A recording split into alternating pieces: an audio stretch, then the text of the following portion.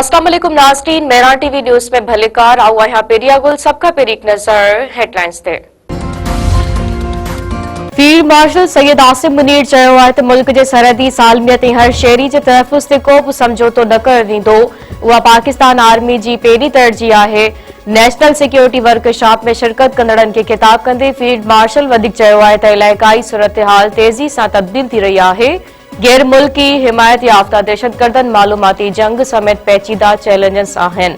पाक फौज अज़म ऐं पेशा वारनि सलाहियतुनि सां क़ौमी सलामती लाइ पुरअज़म आहे। फील्ड मार्शल पारां वफ़ाक़ी ऐं सूबाई हुकूमतनि सां मुकमल ताउन जे अज़म जो इज़हार।